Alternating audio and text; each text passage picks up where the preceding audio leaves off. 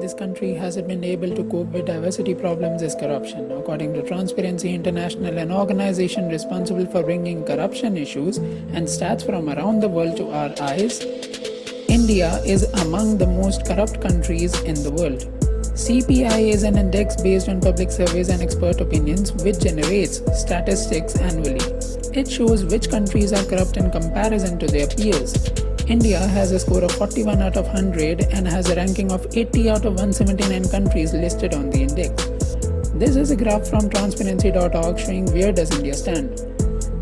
In the Asia-Pacific region with a score of 87 out of 100, New Zealand is the least corrupt country which has maintained its rank for over 2 years.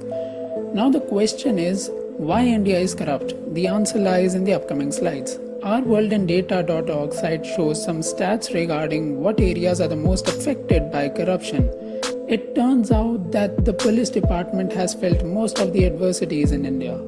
If we have all the required documents, then why aren't we bestowed the desired credentials that we want? Why do we have to pay a fortune to get the work done? If someone wants to build a hospital just for the sake of being a socialist, then why is he asked to revert his decision and come up with a capitalist idea? No matter how mixed economy India flaunts it to be, it had always remained a bit more capitalist. Scams ranging from 2G spectrum to bribery, India has been feeling the wrath of its people and politicians. Educational qualification is something that could benefit this country. If your leader is not knowledgeable about various fields, then how come would he be thinking about the modalities of making India great again? The stumbling block is that India is a democracy. For a democratic nation, even the people residing in rural areas have equal opportunities for contesting in an election.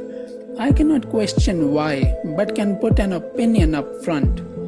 As far as their education goes, it isn't viable to expect them to hold a professional degree. For the better part of a decade, this country was under the governance of an Oxford University economist. The person responsible for uplifting India's economy in 1991 was eligible enough to lift this country out of somewhat external debt. Now compare the states with GDP per capita lesser than the Indian average. They do not possess a scholar politician, the reason because of which they are not capable enough to uplift the states more quickly and efficiently. Now compare these states to the likes of Delhi, Kerala, Sikkim, whose CM possess highly technical degrees of economics and civil engineering. No doubt democracy and rights for all people should be protected, but for the welfare and development of a country, educated people must take a step forward.